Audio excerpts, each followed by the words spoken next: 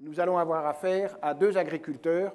Vous savez que la médecine et l'agriculture sont de vieux mondes, l'un qui exerce dans le silence de son champ et l'autre dans le secret de son cabinet, tous les deux bouleversés par les technologies nouvelles, et vous allez voir ce qu'est une vache connectée. Et c'est Olivier Mariotte, avec Joël Merceron et Patrick Ramet, qui vont débattre. Merci Guy pour cette très louable attention qui fait que, comme d'habitude, je m'aperçois qu'à force de revendiquer mes racines bourguignonnes, on s'est dit, voilà, c'est le cutéreux de la salle, donc il va falloir qu'éventuellement il anime le truc sur l'agriculture. En plus, c'est vrai que par rapport à ça, j'en suis très fier et mon inscription dans le terroir est quelque chose de réel. Et puis je me disais que je connaissais les vaches, mais en fin de compte, en regardant la vidéo qu'on va passer, je me suis aperçu que je ne connaissais pas les vaches. Je connaissais les vaches quand elles étaient démontées, quand elles étaient maturées, quand elles étaient parées et cuites. Mais le reste, en fin de compte, c'était quelque chose de totalement étonnant. Et je vous invite tout de suite à regarder la vidéo parce que c'est vraiment une vidéo qui va vous expliquer ce que devient l'agriculture, en particulier l'agriculture connectée.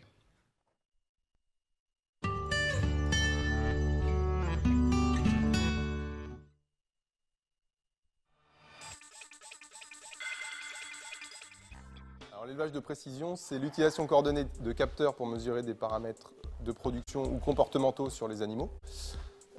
C'est les technologies également de transfert de ces informations des capteurs jusqu'au système de stockage et de traitement de l'information. C'est les méthodologies de transformation de cette information brute en information élaborée pour l'éleveur. C'est aussi tous les systèmes d'interfaçage, de restitution de l'information à l'éleveur, les logiciels, les tablettes, smartphones, etc. Et puis, par extension, on associe également à l'élevage de précision tous les automatismes qui vont réaliser une tâche automatiquement, comme la traite, la distribution d'alimentation, à la place de l'éleveur.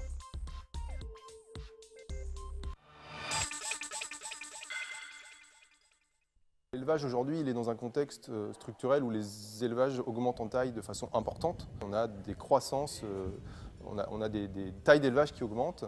De ce fait, on a des problèmes de suivi individuel des animaux qu'il n'y avait pas auparavant, des problèmes également de santé des animaux, de problèmes de reproduction qui augmentent et donc un besoin accru pour les éleveurs de suivre, d'avoir des outils qui les aident à suivre leurs animaux au quotidien.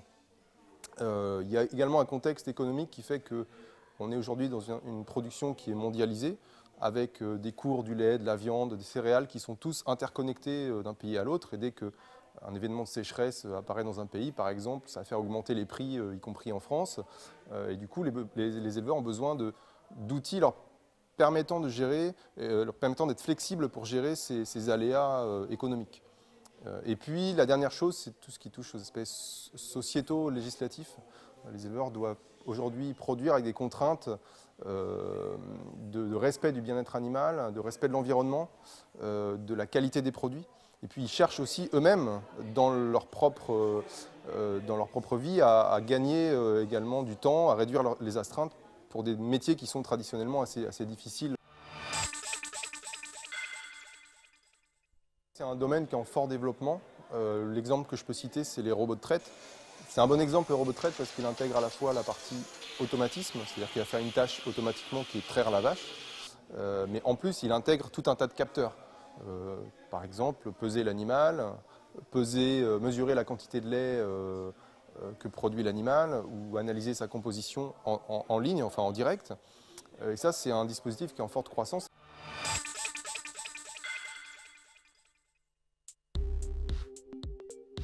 L'élevage de précision est principalement utilisé pour le pilotage de l'alimentation, la détection des troubles infectieux, des troubles métaboliques et la surveillance des événements liés à la reproduction. L'identification électronique garantit la traçabilité de l'animal à toutes les étapes de la production. Au-delà, elle permet également d'optimiser le pilotage des données de l'exploitation.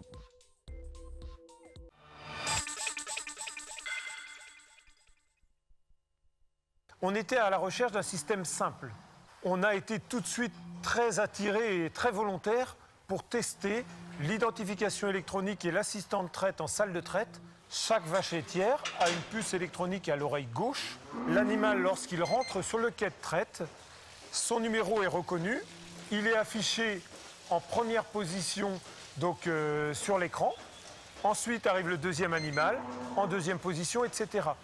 On n'a pas de loupé à l'entrée de la salle de traite. Et lorsque le dernier animal est rentré, on ferme la barrière.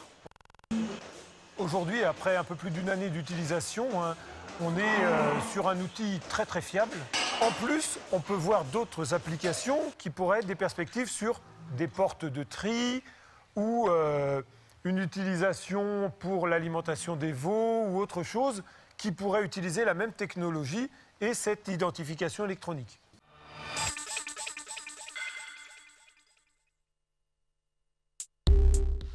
Les capteurs enregistrent donc des quantités considérables de données à l'échelle de l'animal et de l'exploitation. Pour permettre une bonne utilisation de ces données, il faut une bonne connectivité des élevages, des données de qualité satisfaisante, des systèmes d'échange performants pour mettre en relation les données à l'intérieur de l'élevage, mais aussi entre les élevages. Si ces conditions sont réunies, on peut passer d'une organisation en silo à un processus transverse qui permet de capter et stocker l'information, de traiter et transformer l'information, de restituer l'information à l'éleveur sous forme d'alertes, d'indicateurs et de conseils pour piloter son élevage.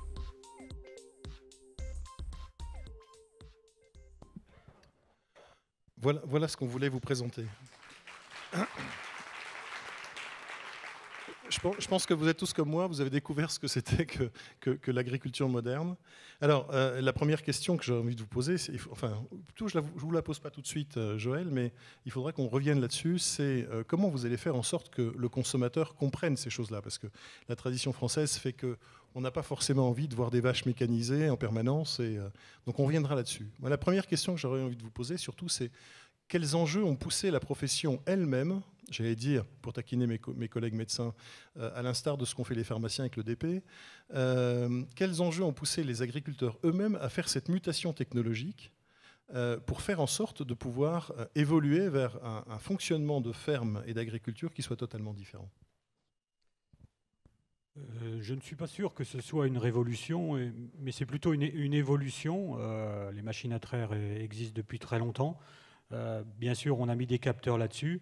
Et par rapport à la première question de ce matin, aide, drogue ou espion, pour nous, c'est très nettement dans le camp de l'aide, de l'appui, que se situe tout cet élevage de précision, e-élevage, etc.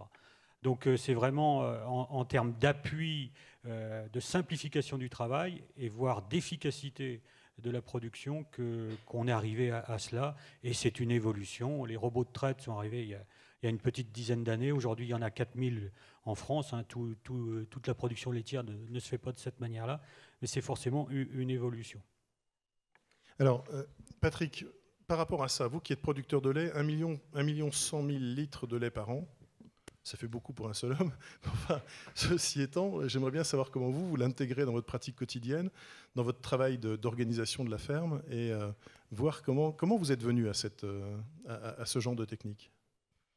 Oui, alors d'abord, je ne sais pas si le chiffre de 1 million parle aux gens qui sont ici. On est 6 associés sur l'exploitation à laquelle je participe. Comment on en est arrivé là? Par le besoin. Par le besoin et non pas par la nécessité, mais par le besoin de l'économie, de la connaissance et de l'amélioration de la performance.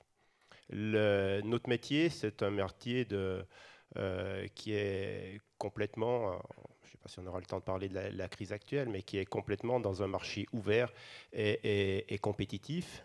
Et dans ce cadre-là, le devoir de toute exploitation, de tout chef d'exploitation, c'est d'être à l'affût des technologies, des connaissances, des outils qui lui permettent d'améliorer sa performance, quel que soit le marché sur lequel il est.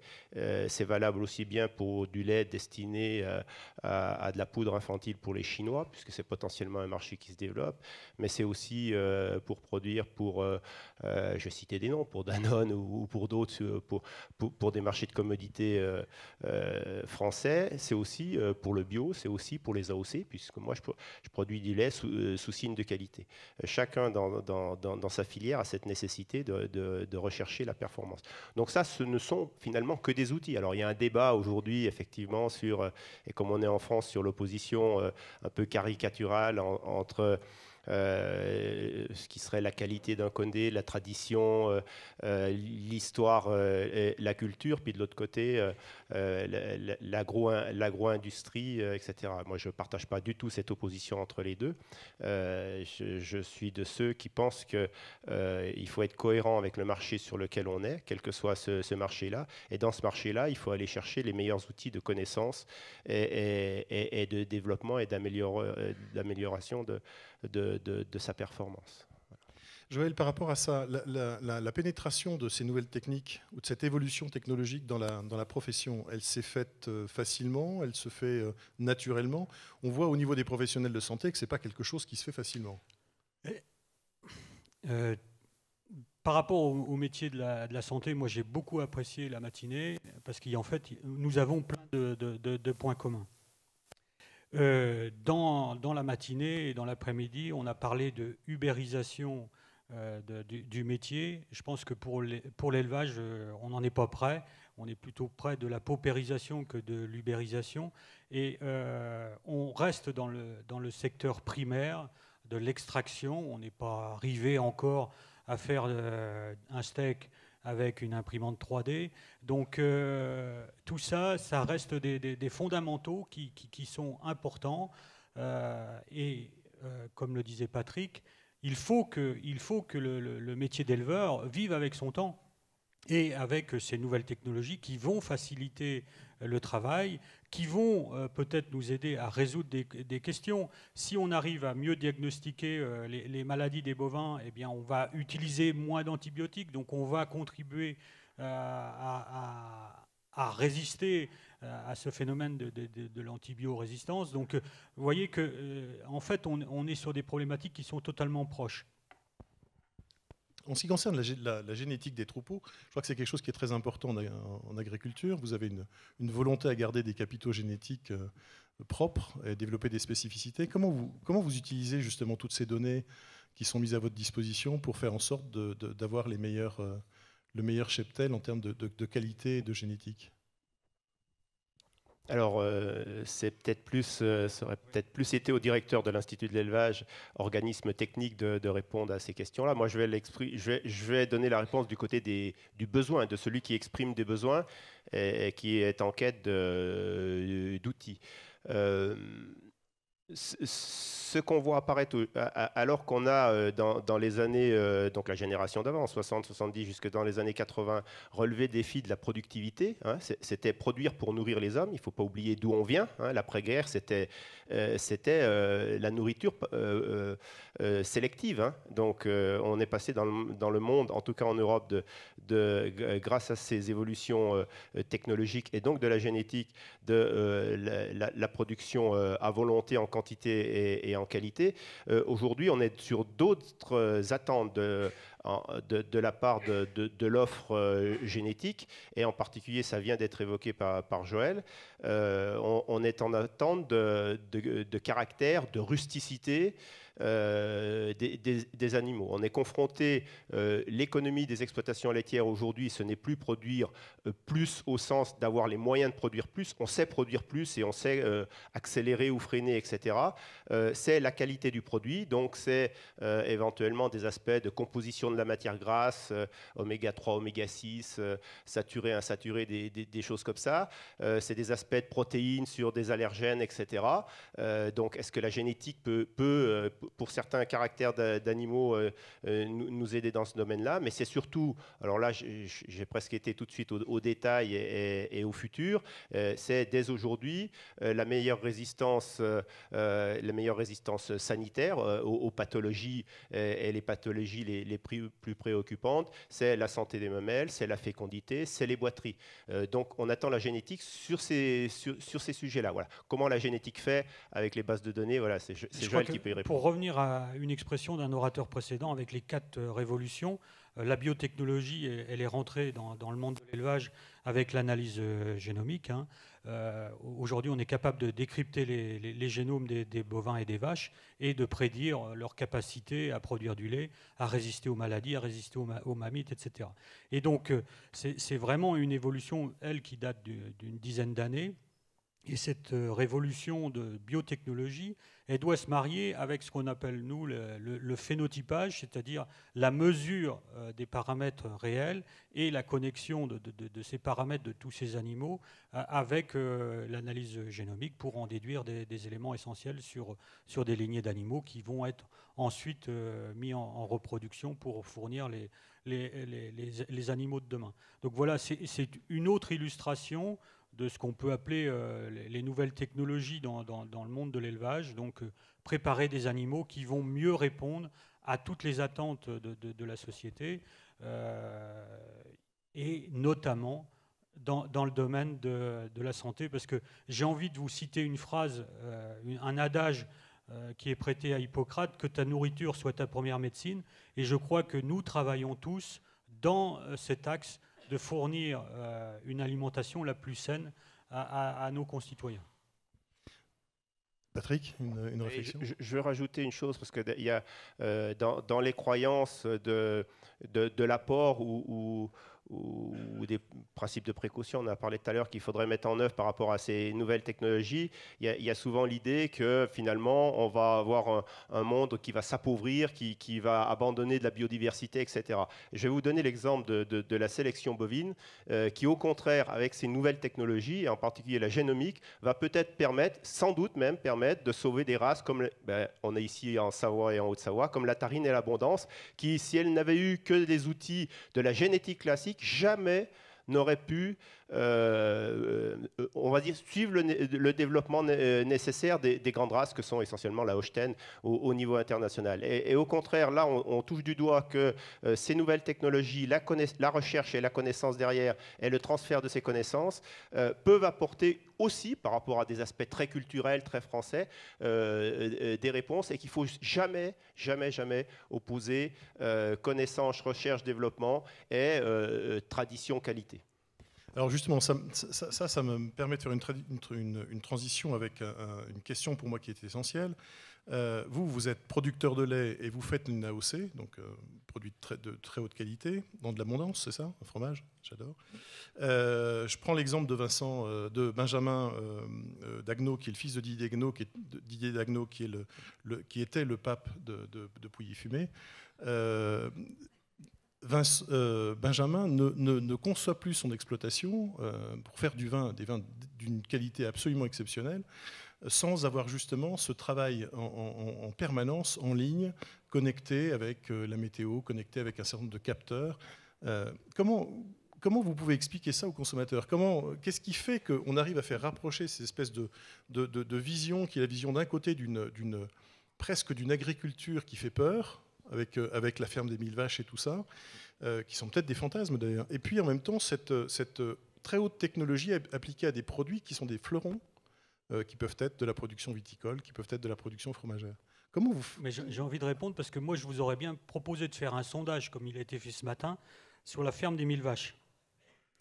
Et là, vous auriez faisons-le. Qu'est-ce qui connaît la ferme des 1000 vaches? Et puis après, qui est pour et qui est contre? Qui a entendu parler. Qu'est-ce qui a peur de la ferme des 1000 vaches? Qu'est-ce qui n'a absolument rien à faire de la ferme des 1000 vaches? Bon, en fin de compte... finalement, c'est rassurant. C'est assez rassurant. C'est rassurant, parce que, en fait, moi, c'était sur ce point-là, avant de rentrer sur... il faut savoir qu'il va y avoir, demain, la coexistence de plusieurs agricultures. Il y a les locavores, c'est-à-dire ceux qui vont acheter le panier dans les AMAP à côté de chez eux. C'est vous, d'ailleurs vous portez très bien. Après, il y aura... Je ne m'en cache pas. Il n'y a pas besoin de balance connectée, non. Ça m'est soufflé par la salle, donc... C'est la haute autorité qui l'a soufflé. Donc, première type d'agriculture. Le deuxième type, c'est, Patrick en parlera savamment, c'est l'agriculture de qualité, d'AOC, etc. Et dans notre région ici, le Beaufort, le Comté, etc., que des beaux fromages. Et puis après, il y a l'agriculture dite de commodité, pour reprendre un terme anglais, où là, il faut produire avec un marché mondial, etc., pour faire des briques de lait UHT. Et là, on est en concurrence avec nos voisins de l'Europe pour le moins, et le monde entier quasiment. Et donc, il faut admettre qu'il y aura ces 3 types d'agriculture. Et je dirais que l'agriculture, un peu comme la médecine, je dirais que tous nos concitoyens ont un avis à donner. Un avis qui est souvent un peu préfabriqué par les médias. Et c'est vrai que dans la crise actuelle, cet avis un peu négatif sur l'agriculture et sur la pluralité de l'agriculture, c'est sans doute un peu ce qui explique la baisse de morale des éleveurs français.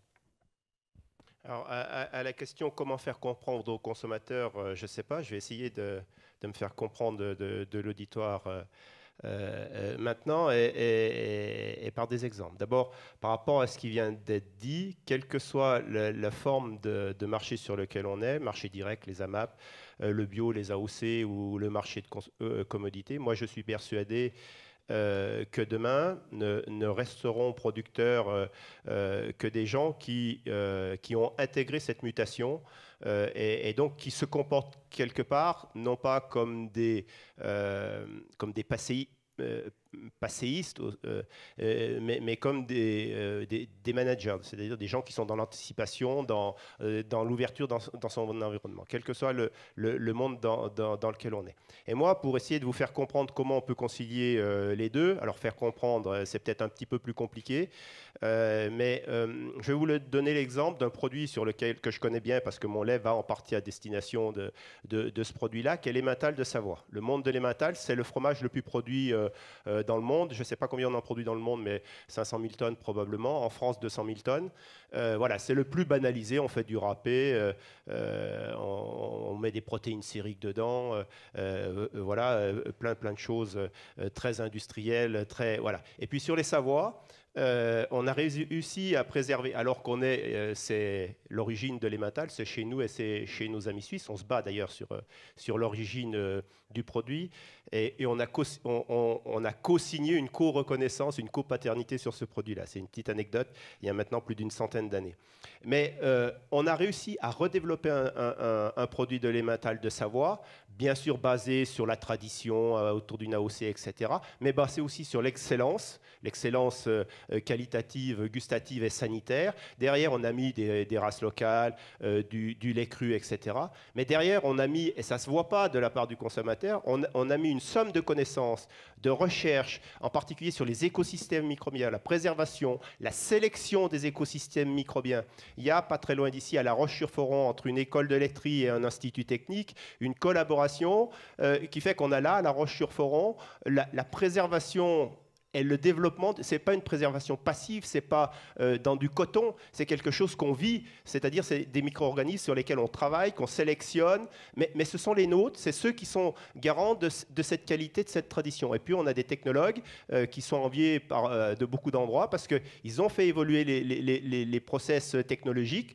Les laits ont évolué, les pratiques des producteurs ont évolué, la technologie dans nos ateliers de transformation ont évolué et ils ont réussi à adapter l'ensemble de ces facteurs à la production d'un emmental de qualité qui se vend 3-4 fois plus cher que l'emmental banalisé. Donc c'est bien parce qu'il y avait un axe stratégique autour de la qualité, mais lié à de la performance scientifique de connaissances, qu'on a réussi à maintenir cet écosystème économique sur les savoirs. Alors, j'ai encore une question sur la transmission du savoir. Parce que, est-ce que les jeunes générations sont naturellement plus enclines à accepter ces nouvelles techniques? Est-ce que c'est enseigné? Est-ce que c'est bien enseigné? Parce qu'on a eu beaucoup de débats sur les professionnels de santé. Je sais qu'il y a quelques doyens dans la salle, quelques doyennes dans la salle même. Mais je pense que là-dessus, on a une université qui reste un peu atone. Est-ce que vous, en formation initiale, vous avez quelque chose qui se fait dans le monde agricole justement pour former les jeunes générations ou pas? Non, je crois que c'est le même phénomène.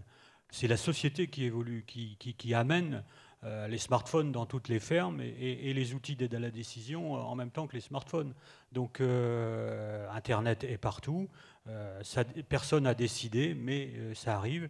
Et pour reprendre la formule de la table ronde précédente, si l'élevage ne veut pas être kodakisé, il faut se mettre au numérique. Hein. Donc il n'y a pas de décision de formation à ces nouvelles technologies. Par contre, forcément, dans les pratiques, il y a une suite au métier d'éleveur qui ne s'apprend pas totalement ni dans les livres ni dans les MOOC. Comme pour les... Enfin, j'utiliserai les verbes qui sont classiques, hein, penser, soigner, élever des animaux. Il y a un peu de savoir-faire, je dirais, pratique à avoir, de connaissances intuitives, de regarder. Alors, les animaux, certes, si on connaît tous leurs paramètres comme il a été défini dans le film, ça sera plus facile, mais aujourd'hui, il y a encore une vraie fonction d'éleveur qui existe. Je voudrais revenir aussi sur une question qui est celle, vous avez parlé tout à l'heure de biodiversité. Il y a un article hier, je crois que c'est dans Marianne, il y a un numéro spécial justement sur la lutte contre la malbouffe qui fait justement tout un pendant à ce débat, c'est-à-dire entre l'agriculture industrielle et puis le locavore, par exemple. Vous parlez de biodiversité. Qu'est-ce que ces avancées technologiques peuvent vous apporter en plus? Parce qu'on aurait tendance à penser qu'une industrialisation de masse de tous les produits serait plus simple avec des produits qui sont totalement uniformisés. Je pense que si on n'avait pas, on s'éloigne un tout petit peu du sujet, mais si on n'avait pas ces capacités, cette évolution rapide des capacités scientifiques, on irait naturellement vers la standardisation et la banalisation. Voilà. Le fait qu'on soit capable de décrypter le génome, le fait qu'on soit capable aujourd'hui d'avoir des outils de phénotypage importants, nous permet de faire le lien entre des fonctions et des fonctions qu'on veut conserver, et dans notre cas de nos marchés, nous, de la diversité. La diversité dans le monde du vivant, c'est de la diversité biologique. Donc, pour ce qui est du fromage, uniquement de celui-là, c'est des micro-organismes d'intérêt laitier, hein, nous permet d'aller chercher. Et c'est là l'intérêt de ces nouveaux outils.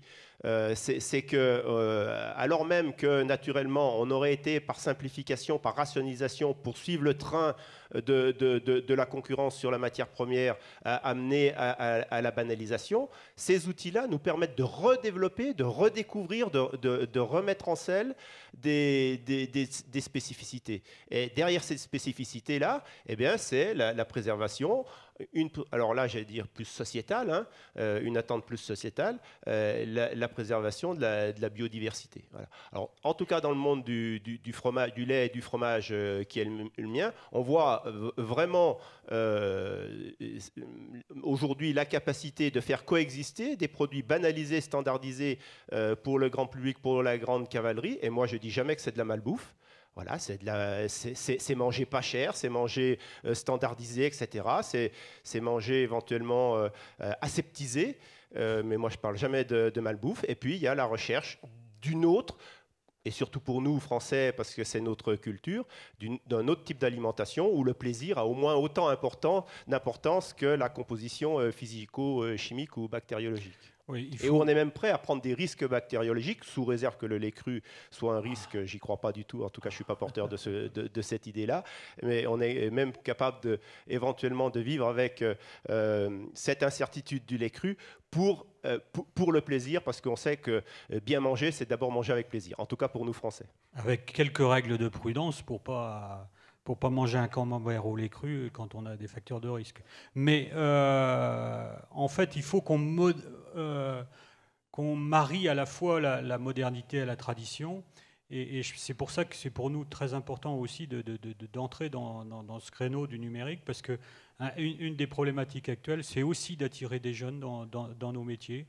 Le métier fait moins rêver que précédemment, et donc tout ce qui pourra contribuer à faciliter le métier, l'exercice du métier, et le rendre moderne à l'image dans l'image de nos concitoyens, c'est aussi important. Alors, je crois que ça fait partie des parallèles qu'on peut dresser avec les professionnels de santé, parce que nos métiers sont aussi moins attirants que ce qu'ils ont été. Donc je pense que ce renouveau technologique peut être interprété d'une manière enfin, un peu parallèle, un peu symétrique à celle qu'on rencontre dans nos professions. Il y a quelque chose quand même qui me frappe, moi, quand je vous écoute, c'est que vous avez une pénétration des nouvelles technologies dans vos entreprises et dans votre métier, qui est quelque chose qui vient naturellement et qui irrigue, d'après ce que vous venez de nous dire, le climat économique et l'organisation sociétale de votre profession. Si on regarde les débats de ce matin et si on fait un parallèle avec ce qui se passe dans la e-médecine, on ne peut pas dire par contre qu'on soit extrêmement... c'est pas quelque chose qui fourmille d'idées, qui est un phénomène très positif. J'aurais juste une réflexion à faire, j'aimerais avoir votre opinion là-dessus, j'ai quand même l'impression que c'est vous, en termes de survie, qui avez été obligé de mettre votre argent personnel pour faire en sorte de le développer. Et dans les professions de santé, on attend plutôt d'avoir de l'argent collectif pour faire ça. Oui, alors, non, à la fin. En fait, pour préparer cette table ronde, j'ai lu un article du Monde qui est paru dans début septembre sur la médecine 3.0 avec Google et GAFA et compagnie. Là, j'ai appris ce que ça voulait dire GAFA. Et le marché exprimé, il est à 10 000 milliards de dollars. Sur la santé, dixit Le Monde. Nous, on est loin de ces chiffres-là. Hein. Donc, Google n'est pas très attiré par l'élevage en général. Donc, c'est à nous de nous débrouiller, mais et d'être intelligent pour être capable d'utiliser les Google Glass pour prédire la morphologie d'un animal, pour lire à distance peut-être la température. Donc c'est à nous d'être intelligents pour aller chercher ces nouvelles technologies et les utiliser au mieux et de manière intelligente. Voilà, mais c'est pas l'attractivité économique qui fera que Google va venir chez nous. Écoutez, on arrive à la fin de cette table ronde. Je voulais vous remercier. Je voulais vous remercier surtout parce que ça fait longtemps... Enfin, je trouve que cette table ronde était marquée par beaucoup de passion et que vous avez défendu et que vous nous avez expliqué un métier qu'on connaissait très certainement très mal. Et j'espère que vous avez changé pas mal de points de vue dans la tête de l'auditoire. Voilà, vraiment merci de...